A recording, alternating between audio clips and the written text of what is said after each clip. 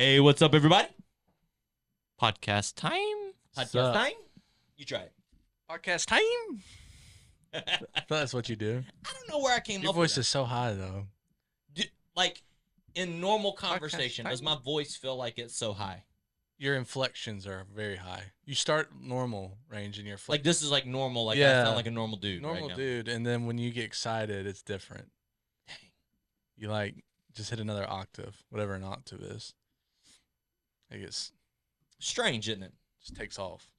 What age did you go through, like, puberty, like, changes in your voice? I know I grew a beard in like 7th grade. Stop it. Yeah, I had that, like, you know how you start off and you have that row right here? Stop. I had that row. So you were like so the cool. man in 7th grade. 'Cause Yeah. you had, like, I look like I do now, except less fat. so Maddie grew full grown like she is now in 7th grade. Tony Basher as well, Pastor Tony, same way, full grown 7th grade. I grew like 2 or 3 inches my senior, like up to my senior year, and then I stopped growing. Me, full grown in between 11th and 12th grade, 10th and 11th grade. It's crazy, ain't it? If that happened, I'd be playing in the NBA. It's wild to think according to that my I was dad. 4'11" in 10th grade. That's Isn't that wild. wild? That's wild. Gabe, how tall are you? 5'2". So Gabe is taller than I was in 10th grade. Gabe would be like picking on you. Gabe would have been shoving me in like and 7th grade. bullying me. 7th grade picking on a 10th grader. That was my life. So strange. I can't imagine that. I was 4'11", like in 4th grade probably. When did you? So we're in youth camp season now. Youth camp for me growing up, there are moments that marked my life. Mm-hmm. First, let's start here. Powerful moment in youth camp, mark your life. Were there powerful moments that you just thought, man, I know this happened at youth camp? Yeah, that's where I got baptized in the Holy Spirit. Okay. At youth camp. I struggled with it, like even when I first became a youth pastor.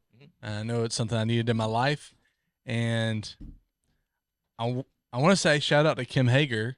I want to say she was praying for me in the back, and you know Kim Hager, she just amazing. Sister Kim would just go to town, just praying for you, and so that was one of those moments that marked my life. I was in the back. I wasn't in the altar. I was in the back, like just struggling. So Gabe is now in the director's chair over here.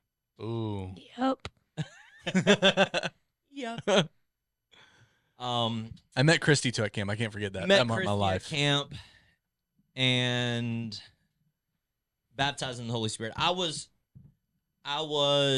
what I would say called into ministry at camp. One of those moments where I know there's a calling on my life.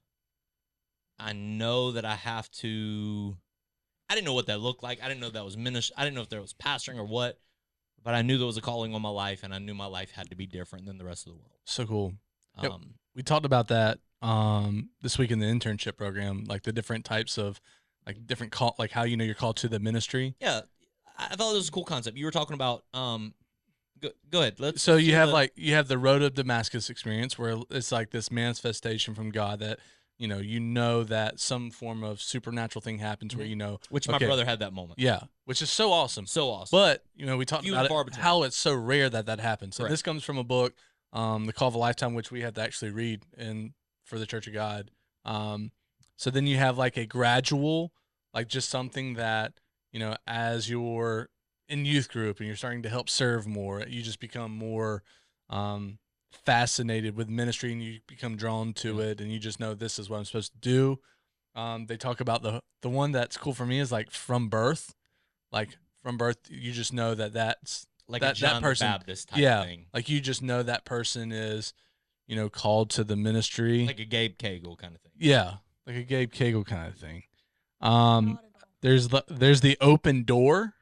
There's the open door. So like when you get presented this door, this is a confirmation that So you're you've been praying for an open door, and then you have an open door, and you're like, okay, this is it. This is confirmation. Either praying for it or it's something that just comes in like in your lap. Like this is one of those things you can't ignore this. This is just a divine appointment. Like a Kyle Russell that was just a greeter at our church, youth ministry, fell in his lap, open door.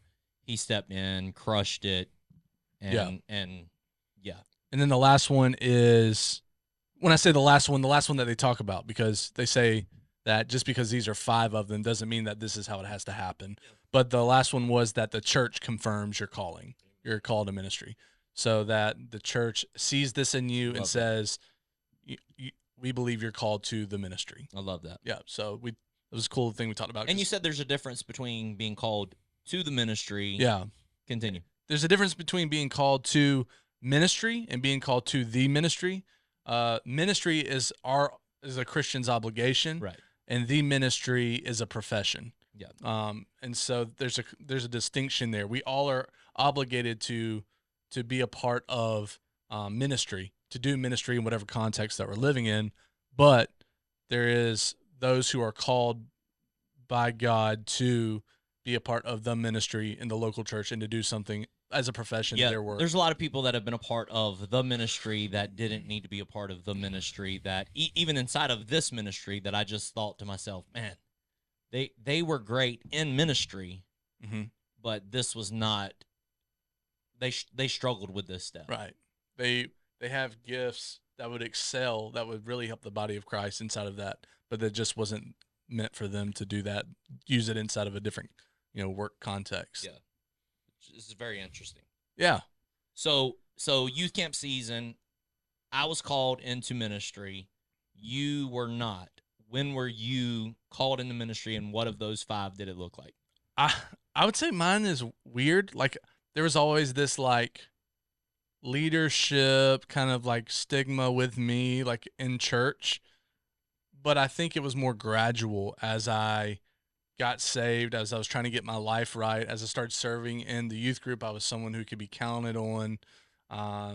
Then I said, you know what? I feel like I'm called to ministry. I'm going to go to school for it. And everything just kind of worked out that way. So it wasn't like this person prophesied over me, or I had that Damascus Road experience. But then there were moments in time where I was in difficult seasons or whatnot. And then I would have encouragement to know that, yes, ministry is for me, regardless of how I'm feeling right now. But definitely didn't have that, Johnny, you are called to the ministry moment. Yeah, no doubt.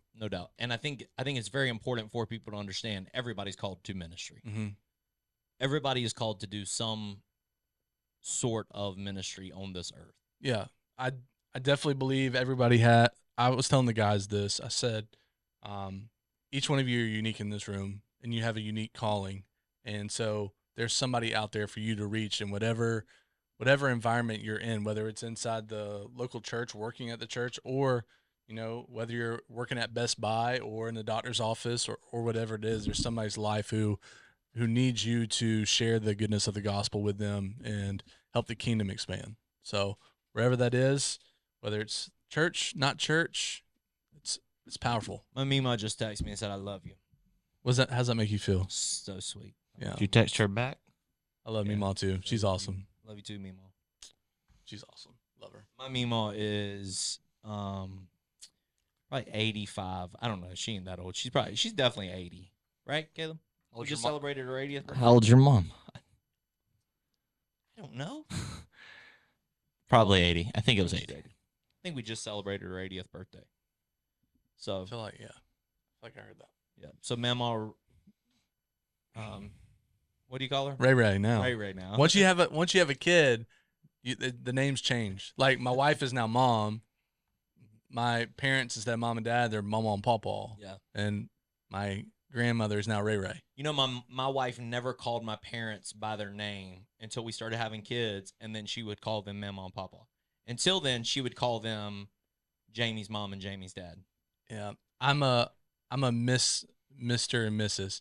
I wanted to. I love my in-laws, but I was always, and I still am, Miss Carol and Mr. David. And so when I'm not around JD3, I'm still like Miss Carol, Mr. David. That's just how I am. I tried to do the mom and dad thing. I just couldn't do it. I said, I won't call you mom and dad. I know people who can, and Chrissy actually does that for my parents, mom and dad. Nice. But it's not that I don't feel a certain type of way about them, a little love there, but just I think it's a respect thing. I don't know. Maybe it's Just different. times dating. I don't What know. are you doing I with the microphone? love this mic thing. I feel like I have so much freedom to go wherever I want to now with this new mic thing. We need to screw it into the table. No, we don't. I like it. No, we don't. I like the table gets moved 3 times a week. Yeah. So ministry, calling, youth camp. Your wife is doing youth camp. Doing youth camp. She is ministering at youth camp this week with our team here from the church. Right. We went and visited last night. She crushed it. They talk about peace, be still. It was awesome. Team did an incredible job. And last summer, you preached at a youth camp in Montana 2 summers ago. phenomenal. And so youth camp is a part of our history, of our DNA. Mm-hmm. And so let's talk to parents who are raising kids and getting them in atmospheres of transformation, because I think that's what youth camp does. Yeah. It puts them in atmospheres of transformation. You've been a youth pastor. You obviously your wife's children's pastor. You work with young adults. You've worked with tweens. You've worked with middle school, high school. You've been all over the spectrum, working with a lot of generations. Parents, getting your kids into moments where transformation can happen, where impact can happen, to me is so incredibly important and valuable to your life, to your kids' lives. It's the reason why, I'm a huge advocate of Winterfest. Mm-hmm. It's why I'm a huge advocate of youth camp. It's why I'm a huge advocate of, Wednesday night services. Wednesday night services are very peer driven, where they're learning, they're growing, they're walking in their calling. But then you have those moments, hopefully back there, where life change and life altering moments spiritually happen inside of the kids' lives. I don't know how to maybe set those moments up. I wish I knew better how to set those moments up, but definitely things like youth camp, Winterfest, Wednesday night services, those moments where your life can be forever changed in a moment. Gabe, this past year at Winterfest, had a life-changing moment. Right. He had a moment that he will never forget. Right, bud? Moment you'll never forget. I think Caleb can certainly testify. Winterfest, youth camp, Yeah, absolutely. moments in youth group of life change that he will never forget, where he can point to moments and say, at youth camp, at Winterfest, I was marked. Yeah. At youth camp, I was marked. At in this moment inside of a service, I was marked. And so for me, I would just encourage parents to make sure you get your kids to things like that. Mm-hmm. It's very much like you played baseball growing up, and Caleb was offered to play travel soccer whenever he was early on. They wanted him on one of the travel teams, and Carson, same way. Last couple of years, they've wanted her on travel teams, and I understand, I get it, but I just couldn't take them out of moments that would mark them spiritually. Yeah. But what's happening is that's what travel soccer is doing for you. Like this past week, my buddy Richie's taking his daughter to a showcase tournament to where she can play, to showcase her, to potentially mark her for her next step or the next step after that. And so, so it's the same sort of concept that we do with sports, where we take them to showcases or to, and I say sports, it's not just sports, it's gymnastics, it's, it's painting, it's whatever it is, whatever the thing is that your kid does, writing essays or, gymnastics or cheerleading or music or, band or symphony, whatever. All of those things, you try to get them into the room or into places where their life can be transformed forever. Yeah. If the right person hears my kid play the violin, then my kid's life will be transformed forever. Mm-hmm. If the right person hears my kid sing, then my kid's life will be transformed forever. If the right person sees my kid hit this baseball, my kid's life will be changed forever. And I just would say, if we as parents would be so passionate about getting our kids in the room with the one who could truly transform our kids' eternity and their life forever, I believe we could have more of those moments inside of the next generation where they say, my life was marked here in this moment because my parents took the time, the effort, and the energy to make sure that I was there. Yeah, like you said, I was a baseball guy. And so for ninth, 10th grade, 11th grade year, I was spending my whole summer like in the travel, showcase, going all over the place. And I missed youth camp for 3 years. Yeah. I missed 3 of probably, I would say, the most formative years. When I was struggling probably the most as a teenager, I missed those years to go and do those things, which were fun experiences. Yeah, I had a great experience. time. Great time. I was in Florida. I was in Virginia. I was all over the place, had good times with my friends. But I got to a place where my last year I knew I needed to go. And I was already changed at that point. Thank God I had a life change before then. Yep. But when I was working at the home for children, I would find myself driving through the campground and just thinking to myself, man, what would it have been like if I was there my 9th, 10th, 11th grade year for youth camp? It's weird to say, and I love camp. So this is just how my brain works because I know the ins and outs of it. I could almost see people, running across the parking lot and going to the concession stands and just imagining those things in my head because I missed those times. And so now looking back, I'm like, man, like there has to be a way to get people there and to hopefully understand the importance of getting them out of the environment that they're currently in and putting them in a place where there's like-minded people and people who have prayed for this moment so that students' lives would be changed forever. Yeah, I think about, this summer I spoke at a camp meeting service. And there are kids in that service that have been messaging me that their life has changed. Oh, like good. you marked me in that service. My life has changed because of what you said. There's adults that came to me crying after church and said, I wish I would have heard this sermon when I was 18. And so I just think about how many times we let kids out of opportunities because in their mind they don't want to be there. But if you complain and said, Dad, I don't want to show up to practice today, what would he say? You're going to practice. You're going to practice. Yeah. Right? Mm-hmm. If you have cello practice, your parents going to look at you and say, "Oh, you're going to practice." Yeah. No, you're going to practice. Mm-hmm. And how often we've let kids out of opportunities where they could have been touched by the hand of God in such a way that their life be forever transformed. And God is sovereign. Yeah. Listen, God is sovereign. Yeah. Surely they're going to get another opportunity. Yeah. I mean, I look at my life. Yeah, God is sovereign. But yeah. Man, what if they would have been in that moment? Yeah. How would their life have changed if they'd have been in that moment? And I think about Caleb now. Caleb's 20 years old. And Caleb's going to camp this year 1 week. But camp marked Caleb's life. And, we were talking a couple days ago about going back to camp and him working, serving at camp and things. And there's some reasons why he doesn't want to go back. And I told him, I said, if all of the good people leave because of a few bad apples, then eventually this thing that we love and we've come to invest our life in, eventually it will turn sour because only sour apples are left, right. We need good, righteous, godly men to men and women to stay in the fight, to stay a part of the process, because I truly believe, Gabe, you're going to camp this year?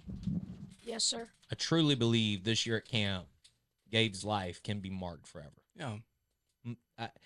I remember Emily Thornell having an encounter with the Lord.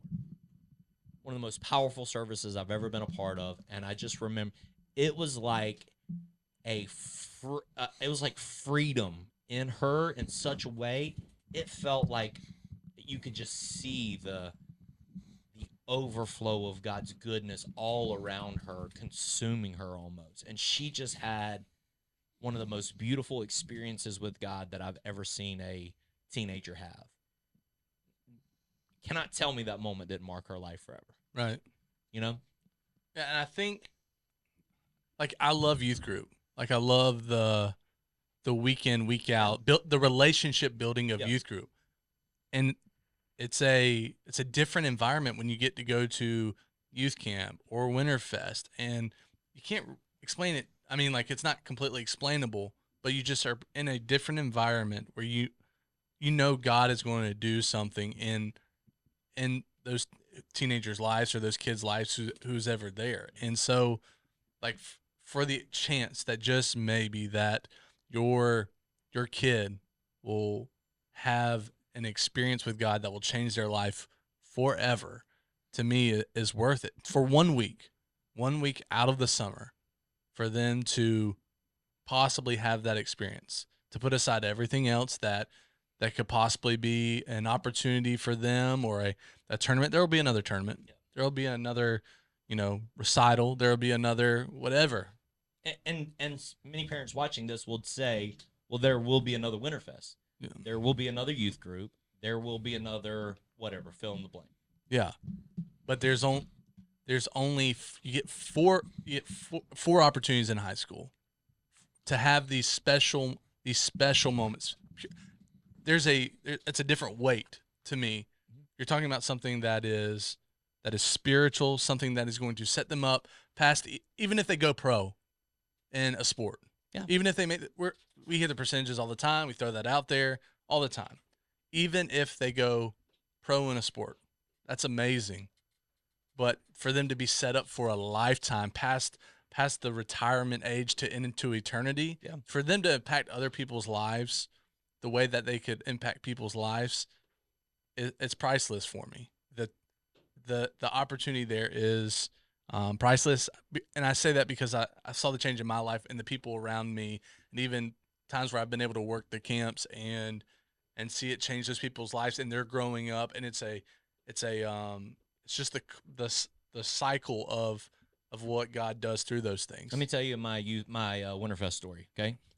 True story. Let's hear it. We were at Thompson Bowling Arena, which is where the University of Tennessee plays. It's their indoor arena. That's where they play basketball and things of that nature. I think it says it seats, 40 or 50,000 people. It's huge, giant. Right. We're sitting up in the rafters almost. We didn't have great seats. It wasn't like we were down on the floor. Somebody preached. It was this great move of God, and we were worshiping afterwards, and I was having this moment with the Lord, just weeping and crying. And this lady comes up to me, and she says, the Lord told me to tell you that one day you would be preaching Winterfest. And in that moment, I was I'm going to say 17-year-old, 16-year-old, not confident, very insecure about who I was, and even inside of my calling and my dreams. And in that moment, it was like the Lord birthed dreams in me. Mm-hmm. And I don't think it's about Winterfest. And I may never preach Winterfest, but what it has brought me to is hey, God has that sort of anointing on you. Yeah. That sort of calling upon your life. And to be able to speak last week at camp meeting is as big as they come inside of my life and our denomination, Right. So I've seen her words maybe not come to pass fully, but I've seen what God was trying to birth in me in that moment, which is I have dreams that are way bigger for you than you can fully understand or fathom. If you would have told me in that moment that one day I was going to preach a morning session at a youth camp, I would have done backflips and thought, you got to be kidding. If you told me I was going to Montana and preach a youth camp, I'd have been like, oh my goodness. Yeah.